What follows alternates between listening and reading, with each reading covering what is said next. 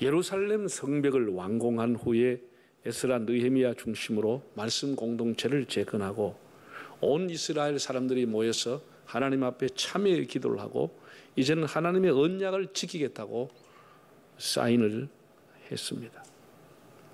예루살렘은 아브라함이 그 아들 이삭을 모리아 산에서 드리게 되는데 그 모리아 산이 있는 위치이고 해발이 한 800m 정도 높은 곳입니다. 그리고 다윗 시대 때 여부스 사람이 살고 있던 것을 정복해서 다윗이 수도로 삼고 그 성의 이름을 다윗성이라고 부르게 됐습니다. 그 이후에 아들 솔로몬 때에 와서 예루살렘 성전을 크게 지었습니다. 그래서 하나님의 성, 거룩한 성이라 불려지게 되었고 다윗에 의해서 수도가 된 지 지금 이제 한 3,000년 정도가 됐는데 예루살렘은 디아스폴라 이스라엘 모든 사람에게 정신적인 고향 그리고 영적인 고향으로 자리 잡고 있습니다. 예루살렘이라고 하는 위치가 매우 중요하고 그 의미 상징적으로 갖고 있습니다. 거기는 왕궁도 있었고 성전도 있었지만은 바벨론에 의해서 왕궁과 성전이 다 불태워지고 성벽도 파괴당했습니다. 바벨론 포로가 끝나고 페르시아의 고레스에 의해 가지고 해방령에 따라서 예루살렘으로 귀환해서 한 5천 명 정도가 1차 귀환을 하는데 주전 516년에 1차 귀환한 사람들에 의해서 두 번째 성전인 예루살렘 2차 성전이 지어져서 봉헌을 한 곳입니다. 그리고 이제 느헤미야에 의해서 4km라고 하는 무너졌던 성벽이 재건이 됐는데 이렇게 이제 갖출 건 다 갖추었습니다. 적군의 침입을 받는 성곽도 완비가 됐고 하나님 앞에 예배하는 성전도 이제 서 있습니다. 문제는 여기 살고 있는 인구가 적었다고 하는 겁니다. 뭐 상하수도 시설도 부족하고 여전히 널브러져 있는 그 파괴된 잔해물들 사람들이 정떨어져서 거기가 살고 싶지 않아 가지고 모든 것이 갖추어졌음에도 불구하고 모든 것이라고 하는 게 성전이죠. 성전이 있고 성벽이 갖추어졌음에도 불구하고 텅 빈 도시, 유령의 도시가 될 위기에 처하게 된 것입니다. 모두가 성전이 아무리 있어도 불편하니까 안 가려고 하는 겁니다. 그건 악조건 속에서 살려고 하지 않는 겁니다. 예루살렘에 사람이 없는데 거기에 성전이 있으면 뭐 하겠습니까? 성벽이 있은들 뭐 하겠습니까? 이게 느헤미야가 가지고 있는 고민입니다. 어떻게 하면 여기 사람을 살게 할까? 다시 예루살렘을 중흥시킬 수 있을까? 이게 총독 느헤미야의 번민이고 기도였습니다. 예루살렘이 긍지가 됐느냐? 예루살렘이 자랑이 됐느냐? 느헤미야 시대 때는 아니었다고 하는 겁니다. 불편해서 악조건 때문에 사람들이 살지 않았습니다. 7장 4절을 한번 읽어보시면 당시의 형편이 나와 있습니다. 그 성읍은 광대하고 주민은 적으며 가옥은 미처 건축하지 못하였다. 이 성읍은 그 앞에 읽어보면 예루살렘 성읍을 얘기합니다. 예루살렘 성이 광대했습니다. 그 당시로는 굉장히 크고 했음에도 사람 사는 사람이 별로 없고 집이 별로 없었다는 거예요. 뜨문뜨문 있었고 주민이 희소했다는 겁니다. 그래서 느헤미야는 결단을 했습니다. 예루살렘 정착이라고 하는 그런 대프로젝트를 하는 혁신을 단행했습니다. 그럼 누가 와 살게 됐느냐? 우리가 한 절, 두 절 간단하게 나와 있지만 그 행간에는 상당한 시간이 갔다 이렇게 생각하시면 됩니다. 자, 1절을 먼저 한번 오늘 본문 1절을 읽어볼게요. 백성의 지도자들은 예루살렘에 거주하였고 그 남은 백성은 제비 뽑아 10분의 1은 거룩한 성 예루살렘에서 거주하게 하고 그 10분의 9는 다른 성읍에 거주하게 하였다. 첫째로 살게 한 사람이 이주시키는 사람은 지도자들이었습니다. 지도자들이었다. 예. 느헤미야가 생각했지요. 누가 총대를 메고 이 뜨문뜨문 살고 버려진 땅처럼 되어 있는 예루살렘 성에 살게 할까? 지도자들, 공직자들이 먼저 와야 되겠다고 생각을 한 것입니다. 그래서 그는 백성의 모든 지도자와 공직자가 예루살렘으로 이주할 것을 명령했습니다. 10장에서 우리가 보았지만 하나님 앞에 말씀을 지키겠다고 임봉하고 사인했던 사람들, 그 다 지도자들입니다. 그 사람들부터 다 이렇게 예루살렘에 이사와서 살게끔 한 것입니다. 지도자들이 편안한 자리만 탐하면 안 되겠죠. 때로는 불편한 자리도 앞장서고 기득권을 내려놓는 결단이 필요한 것입니다. 그래서 느헤미야가 1차적으로 지도자들을 옮겨라, 다 이사하라 명령을 했습니다. 교회가 무슨 전도 운동을 한다, 기도회를 한다, 교회가 무슨 행사를 한다, 건축을 한다, 무슨 부흥회를 한다, 뭘 한다, 교회 지도자들이 솔선수범해야 그 일은 되는 겁니다. 이렇게 저렇게 다 빠지고 꽃길, 편안한 길, 욕먹지 않은 길로만 간다고 하면 그 사람은 지도자는 안 됩니다. 눈치를 보고 기회를 보고 좌고 우면하면 그 사람은 그냥 개인의 영달을 누리고 살아야 되지 지도자가 되면 안 되는 겁니다. 지도자는 불편하고 때로는 비난도 받고 때로는 어려움이 있고 손해가 와도 해야 될 일을 하는 것이 지도자인 겁니다. 인기는 없지요. 느헤미야가 강제로 이주시켰으니까. 그러나 그는 앞으로 예루살렘의 중흥과 이스라엘 민족의 중흥을 위해서는 반드시 예루살렘이 부흥이 돼야 되는 것입니다. 하나님이 성이 텅 비어 있다, 수도가 텅 비어 있다, 그거는 역사의 미래가 없는 것이죠. 지도자들부터 오늘 보이라고 해서 이주를 시켰습니다. 두 번째 그룹이 있습니다. 좀 전에 우리가 읽어봤지만 1절에 나오는 제비를 뽑아서 10분의 1을 예루살렘에 거주하게 했다는 겁니다. 각 지파마다 사람 숫자의 10분의 1. 이 말의 의미가 뭐죠? 사람들이 자원해서 갈 것 같으면 제비 뽑을 이유가 뭐 있겠습니까? 사람이 안 가니까 느헤미야가 제비를 뽑아서 각 지파마다 10분의 1을 예루살렘에 이주하게 하라, 이렇게 한 것이죠. 우리가 구약시대 때는 아주 중요한 일을 할 때, 중요한 사람을 선발할 때 제비를 뽑았습니다. 제비가 하나님의 뜻을 알 수 있는 도구 중에 하나였습니다. 지금은 어떤 일을 해도 제비를 잘 뽑지 않습니다. 예를 들어 교회 일꾼을 세운다, 교회 중량을 세운다, 제비 뽑았다, 그럼 사람들이 뭐라고 했어요? 참 무식한 집단으로 보기 쉬운 것이다. 무슨 행운권 추첨하는 것도 아니고, 교회가 그렇게 중요한 일을 하고 중요한 사람을 뽑는데 앉아가 그 사람이 자격이 있는지 없는지도 모르고 그냥 이름 써놓고 제비를 뽑아? 그런 사람들이 지금은 용인하지 않습니다. 그러나 구약에는 하나님의 중요한 뜻은 제비를 뽑았습니다. 잠언 16장 33절을 보면 사람이 제비를 뽑으나 이 일의 작정은 여호와께 있느니라고 했습니다.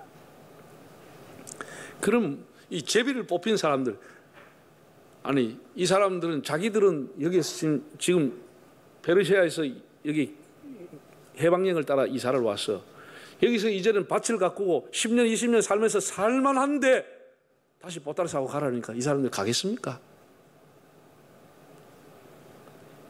아니 어떻게 하다 보니 재수없이 내가 제비를 뽑혔는데 난 못 가겠다, 이렇게 자빠질만 한데도 제비를 뽑은 사람들이 집단 반발이나 원망을 하지 않고 다 예루살렘 이주를 했다는 것입니다. 이주를 했다는 것입니다. 네. 이게 하나님의 뜻이라고 믿고 갔다는 것입니다. 이 교회 공동체가 이런 것을 좀 새겨들었으면 좋겠습니다. 제비에 뽑히는 것, 본인은 원하지 않지만, 본인은 불편하지만, 온 가족이 이주가 쉽지 않지만은 결단하고 그 제비에 대해서 순종을 했다는 것이죠. 우리가 교회 공동체가 어떤 절차를 따라서 일꾼을 세우든지 무슨 일을 결정하면 내 생각과 다르지만 수긍하는 자세가 필요한 겁니다. 나를 왜 험지에 보냈느냐, 나는 그 생각이 다르다, 나는 못하겠다, 이렇게 하면 교회 공동체가 무너지고 마는 것입니다. 이 사람들은 예루살렘에 가기를 원하지 않았습니다. 원하지 않았기 때문에 다른 곳에서 그 지파가 모여서 다 밭을 가꾸고 10년 20년 이상을 이제 안정적으로 이제는 뭔가 수입이 나올 만하고 가원에서 이제는 뭔가 딸 만한데 제비를 뽑아가 가라 그러니까 그 사람이 새로 가서 개척을 해야 되는데 보따리 들고 가야 되는데 그건 누가 가겠습니까? 그런데 그들이 갔다라는 것입니다. 갔다라는 것입니다. 예. 여기에는 제비 뽑힌 자라고 하지만 신학적인 관점에서 이들을 보면은 하나님 앞에 선택된 사람들입니다. 예루살렘에 살 수 있도록 하나님이 선택한 사람들이라 이렇게 볼 수가 있는 겁니다. 하나님을 위해서 선택된 사람들입니다. 나의 필요가 아니고 하나님의 필요에 따라서 간 사람들입니다. 자, 그 다음에 세 번째 부류의 사람이 예루살렘에 가서 살게 됩니다. 2절을 한번 읽어보겠습니다. 예루살렘에 거주하기를 자원하는 모든 자를 위하여 백성들이 복을 빌었느니라. 자, 이렇게 상당히 행간이 지나는 겁니다. 시간이 가는 겁니다. 그냥 1절, 2절을 막 연결되는 게 아니고 이렇게 사람들이 공직자와 지도자들이 와서 예루살렘에 이제 집을 짓고 살게 되고 또 각 지파에서 선발된 10분의 1 제비 뽑히는 많은 사람들이 살게 되면서 그만 사람이 사는 이제 형편이 되니까 보고 나 예루살렘에 살란다. 사람들이 그때부터 자원해서 오기 시작한 거예요. 처음부터 자원했다면 제비 뽑을 리가 없죠.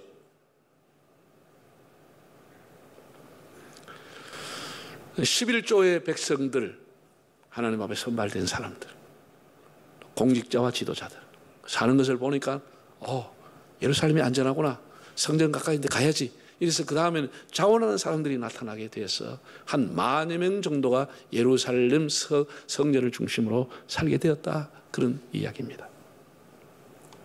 그러면서 그들이 이런 얘기가 나옵니다.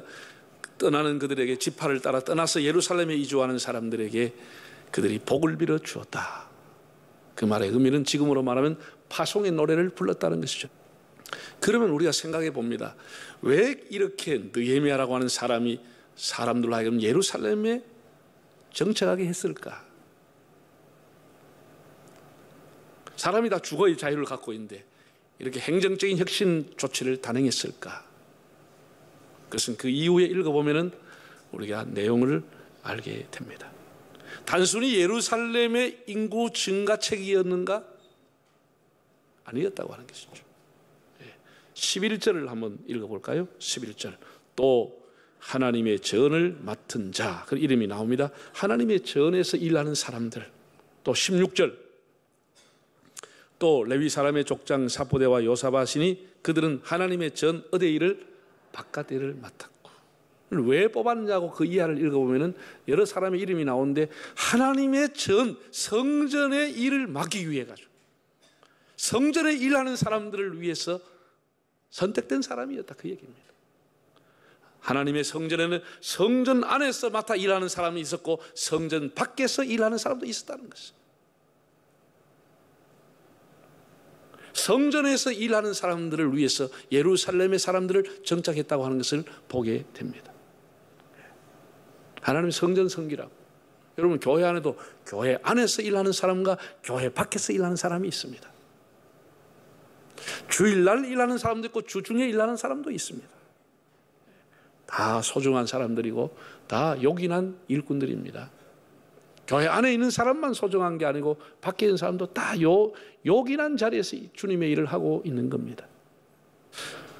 이렇게 이제 우리가 11장 이렇게 12장을 여러분 다 읽어보시면 지루한 사람들의 이름이 계속 나옵니다. 누구의 현손이요, 누구의 증손이요, 누구의 아들이요, 뭐 손자요, 계속 이런 우리한테는 별로 의미가 없는 것처럼 보이는데 이스라엘의 선민 역사에는 이 사람들의 이름이 매우 중요했습니다. 한마디로 예루살렘을 중흥시킨 사람들, 예루살렘의 텅 비었던 도시를 다시 부흥시켰던 사람들의 이름입니다. 자, 한번 11장 6절을 다시 한번 읽어보실까요? 예루살렘에 거주한 베레스 자손은 모두 468명이니 다 용사였느니라. 자, 유다 지파 중에 베레스 자손들이 예루살렘에 온 사람이 468명이다. 이름은 상세하게 나와 있지만 뭉뚱그레가 468명이 왔다. 그들은 다 용사였느니라고 기록했습니다.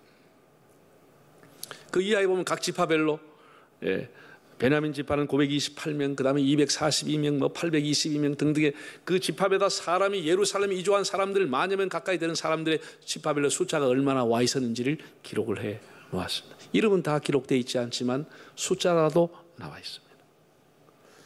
그만큼 예루살렘에 이주해 왔다고 하는 것이 굉장히 중요하다고 하는 의미를 우리가 읽어볼 수가 있습니다. 여기 나오는 다 용사였느니라. 용사라고 하는 말을 히브리어를 찾으면 하일이라는 단어로 되어 있는데 이 하일이라는 단어의 뜻이 장수, 장군, 영웅 이런 뜻을 갖고 있습니다. 이들이 다 이스라엘을 중흥케 한 영웅이었다고 하는 것입니다. 그들의 이름이 비록 기록되어 있지 않고 공목록에 그의 이름은 쓰지 않았지만 그때 이주했던 사람들은 예루살렘을 중흥시켰던 영웅들이었다. 이런 기록입니다. 그야말로 무명 용사들, 무명 영웅들이었습니다. 우리나라 현충원에도 무명 용사의 탑이 있고 미국에 가면 알링턴 묘지에도 무명 용사의 탑이 있습니다. 세계 각국의 러시아 어디든지가 무명용사의 탑이 있습니다. 그 나라를 건국한 이후에 그 나라를 세우도록 땀 흘리고 피를 흘렸던 사람들, 이름은 비록 다 알 수 없지만 그 사람들을 헌화하는 것으로 외국 정상들이 일정을 시작을 하죠. 제일 먼저 도착하면 무명용사의 탑에서 헌화를 하고 대통령들이 일정을 하는 것을 보게 됩니다. 바로 이 성경에 나오는 11장에 나오는 이렇게 예루살렘에 이주했던 사람들이 무명용사에 따른 것이죠. 무명용사. 예. 여러분, 우리 한국교회가 선교한 지가 이제 135년이 되었습니다. 그러면서 한국교회는 엄청난 성장을 해서 지금 선교 대국이 됐습니다. 지금 우리가 이렇게 뭐 전염병 때문에 많이 두려워하는데 130년, 135년 전에는 그냥 뭐 의료기술이라는 게 없었고 전염병이 돌면 그냥 다 죽는 거예요. 약이 없습니다. 산에 가서 뭐 약촉해가지고 그거 조약이라고 먹어봐야 그 무슨 소용이 있고 침을 맞아봐야 그 무슨 의미가 있겠습니까? 그냥 걸리면 죽는 거예요. 근데 그런 시대에 미국에서, 영국에서, 캐나다에서 그 당시에 최고의 학부를 나왔던 선교사들이 그 문화의 혜택을 다 버리고 한국 땅에 와서 복음을 전해주었습니다. 하나의 미랄이 됐습니다. 그 자식들이 전염병으로 죽어가면서 그 땅에 묻고 그들이 또다시 계속해서 대를 이어서 헌신을 했습니다. 그래서 한국교회가 오늘까지 부흥이 된 겁니다. 하나의 미랄이 되고 이름 없이 죽어갔던 그들은 우리 한국교회의 무명용사들이 된 것입니다. 저는 한국교회 부흥에 큰 축을 차지했던 사람 중에 한 부류가 여전도사라고 생각합니다. 여전도사님들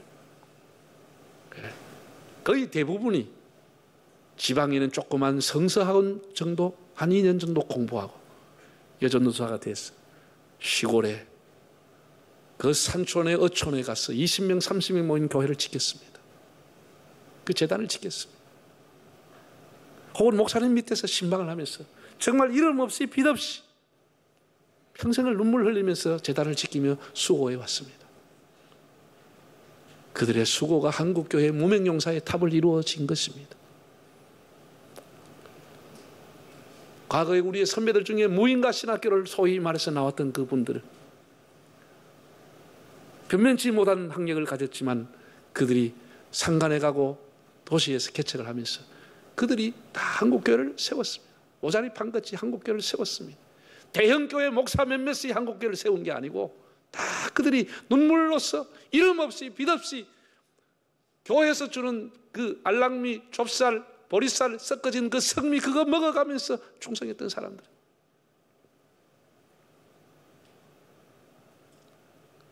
한 폴을 아끼려고 교회 옆에 밭을 파서 남새밭들 그걸 가지고 먹으면서 자식들을 공부시키고 해서 한국교회를 세웠던 사람들입니다.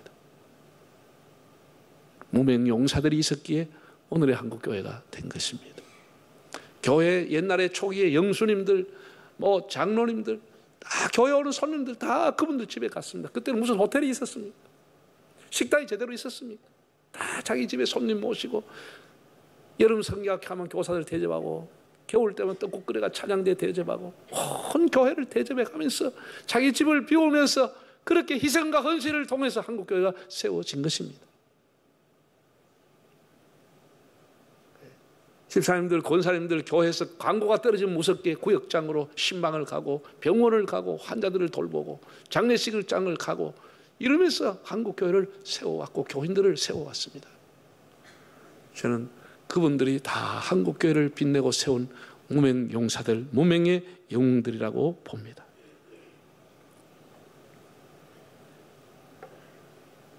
그 이런 무명 느헤미야 시대 때 무명용사들이 있었기 때문에 예루살렘이 다시 용기를 얻고 힘을 가지고 하나님의 성으로 불려지게 된 것입니다.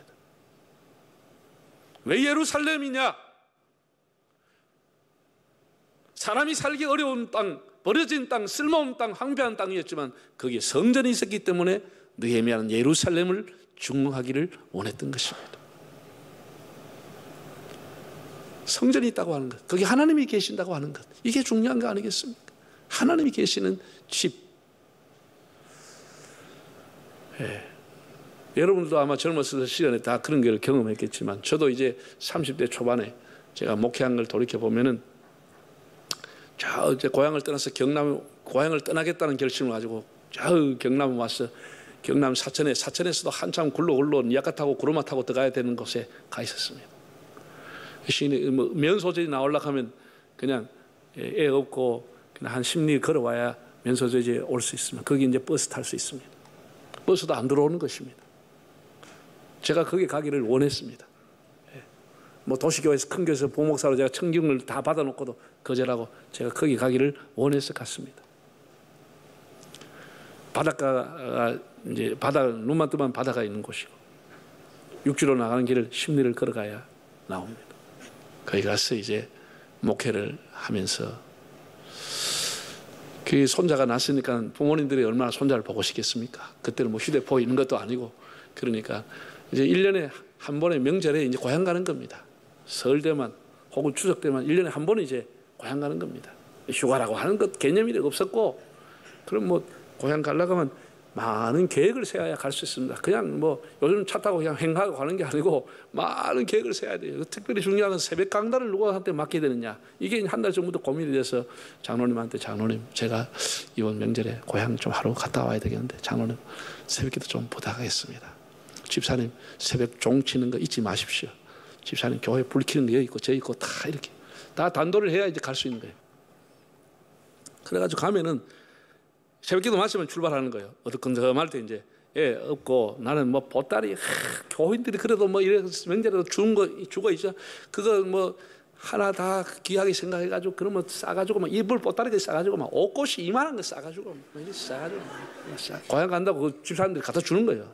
고향 부모님 갖다 드리라고 그래가지고 싸가지고 나오면 심리 걸어 나와 그 면 소재지에 와서 버스를 타면은 여기 진주로 바로 안 가고 곤양면이라고 하는 조금 더 큰 면으로 가. 그리고 거기 가서 또 한참 기다려. 그럼 타고 진주를 왔어. 진주 와서 터미널에서 대구 가는 고속버스를 갈아타고 고속버스 대구에서 내려가지고 다시 버스 타고 북부 정류장에 가야 또 안동을 가는 거예요. 다시 또 북부 정류장 저 끝까지 또 버스 타고 가가지고 그래서 기다렸다가 이제 안동 가는 거 그것도 완행도 있고 급행도 있고 직행 가는 게 있어. 이왕이면 직행 가는 거 또 기다렸다가 직행 타고 안동 내려가지고 다시 또 버스 타고 또 집에 가야 돼요. 이래 가버리면 집에 가면 어둑어둑한 게 하면 어두워져. 하루 종일 왔어. 이제 진포를 나눴고 막 이제 손자 본다고 좋아가지고 난리한다 아닙니까? 그러면 그 다음 날 아침에 새벽에 똑같이 또 출발해서 반복해서 돌아와야 돼. 예, 저만 그렇겠습니까? 직장생활 하는 분들, 목회자들 다 그렇게 살면서 교회를 지키고 나름대로 하나님 앞에 충성한다고 그때는 휴가라고 하는 개념 자체가 없었습니다. 휴가라는 게 없었어요.